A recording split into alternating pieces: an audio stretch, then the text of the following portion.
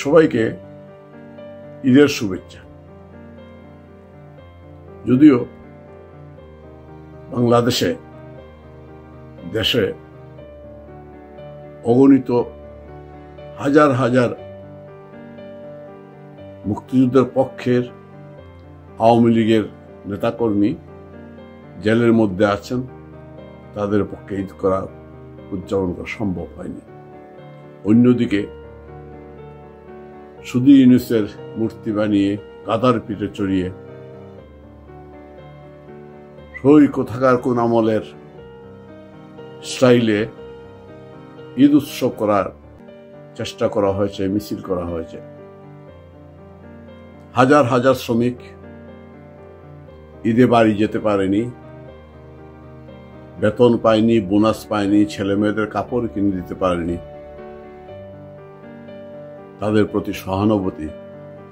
তো এই মুহূর্তে আমাদের তেমন কিছুই করার নেই।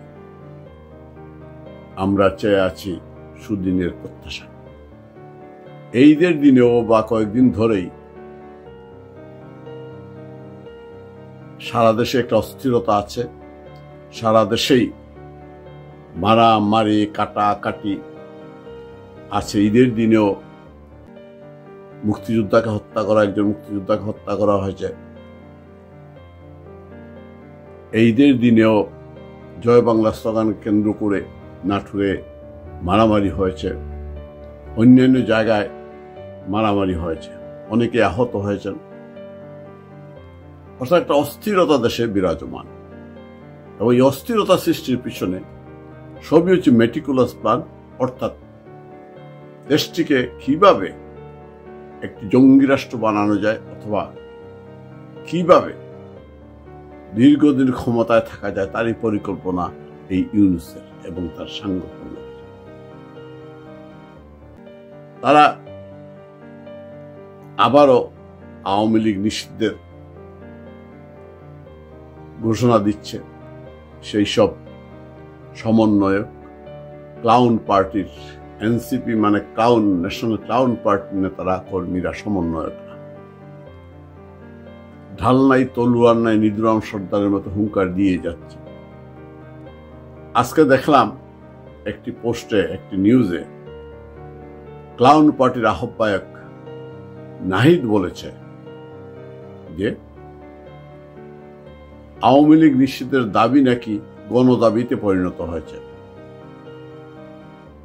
কিসের মাপকাঠিতে ওরা গণদাবির কথা বলছে আমরা জানি না। আমরা প্রতিনিয়ত যে বিষয়গুলো দেখছি, দেশের মানুষ হাহাকার করছে শেখ হাসিনার। আওয়ামী লীগের আগেই ভালো ছিল বলে চিৎকার করছে। শুধু নাহিদই নয়, পাটোয়ারি, হাসনাত এবং আরেকটা কি সামান্তা, 35-40 জনের পথসভায় হুঙ্কার ছাড়ে আওয়ামী লীগকে রাজনীতি করতে দেওয়া হবে না। গণমানুষের দাবি, মানুষের দাবি। গত কয়েকদিনে আপনাদের মনে আছে, আমি মাসখানেক আগে আরেকটি পোস্ট দিয়েছিলাম যে নাহিদ উপদেষ্টা পদ ছেড়ে একটি রাজনৈতিক দলের আহ্বায়ক হবে, এবং তার পুলিশ প্রটোকল সাধারণত আইন নিয়মে পায় না। তাকে যেখানে পাবেন গণধুলাই দিবে। আমরা দেখেছি নাহিদকে বরিশালে কোন রকম এসে পুলিশের সহায়তায় গণধুলাই থেকে রক্ষা পেয়েছিল। কিন্তু অন্য অন্য কিছু সমন্বয়গত পার্টি, ক্লাউন পার্টির নেতারা যেখানেই গিয়েছে সেখানেই গণধুলাই অথবা পিটুনির শিকার হয়েছে, পাবলিকের কাছ থেকে, অথবা তাদের যাদেরকে নিয়ে তারা বৈষম্য আন্দোলন শুরু করেছিল, অথবা এনসিপি করেছে, তাদের দ্বারাই লাঞ্ছিত হয়েছে। আমরা হাতিয়ার খবর জানি, হান্নান মাসুদ কিভাবে পিটানো হয়েছে। আমরা আরো অনেক কিছু জানি। গত 2 দিনে সুনামগঞ্জে 2জন সমন্বয়কে পিটানো হয়েছে। মাহফুজের বাড়ি রামগতি না কোন জায়গায় আমি এখানে মনে করতে পারছি না, মাহফুজের যে মাস্টার মাইন্ড বলে পরিচিত, তথ্য উপদেষ্টা করা হয়েছে তাকে, তার বাবাকে পিটিয়ে হাত ভেঙে দেওয়া হয়েছে বিএনপির ছেলেরা। অর্থাৎ আরেক জায়গায় দেখলাম কোন জায়গায় এক সমন্বয়ককে একই অবস্থা করা হয়েছে, পিটিয়ে মাথা ফাটিয়ে দেওয়া হয়েছে, হাত ভাঙে দেওয়া হয়েছে। অর্থাৎ যেখানেই যাচ্ছে ওরা সেখানেই গণপিটুনির শিকার হচ্ছে, অথবা তাদের দলের লোকদের দ্বারা লাঞ্ছিত হচ্ছে। সিলেটে হলো ইফতার পার্টিতে, সবই আমরা জানি। যারা নিজেরাই গণপিটুনির শিকার হচ্ছে, যারা বাইরে গেলে কোনো জায়গায় গেলেই জনগণ যাদেরকে ধাওয়া করছে, কোনো জায়গায় গেলেই তাদের লোকজন তাদেরকে ধাওয়া করছে স্বাস্থ্য সংশ্লিষ্ট বিষয়ে, তারাই হুমকার দিচ্ছে আওয়ামী লীগকে বাদ নিষিদ্ধ করতেই হবে, আওয়ামী লীগের নাকি অপ্রাসঙ্গিক হয়ে গিয়েছে। অথচ আওয়ামী লীগ এই দেশের বৃহত্তম রাজনৈতিক দল, মুক্তিযুদ্ধের নেতৃত্ব করে আওয়ামী লীগের 40% ভোটার নেট ভোটার হয়েছে, সমর্থন করেছে। সে আওয়ামী লীগকে স্বপ্ন দেখে নিষিদ্ধ করে নিজেদের পার দাঁড়াবার সুযোগ নেই কোথাও।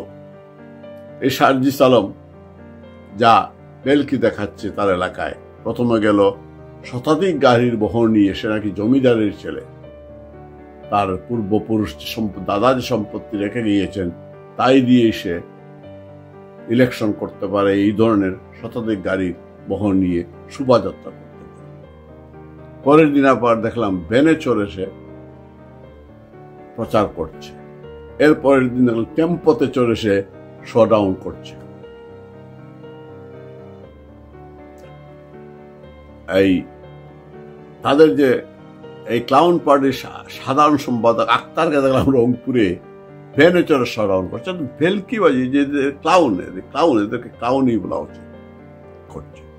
গোটা কয়েকজন ওই যে ছাত্ররা, গুটু কয়েক ছাত্র নিয়ে সখানে শিবির, তাই নিয়ে যে লম্পজম্প করছে।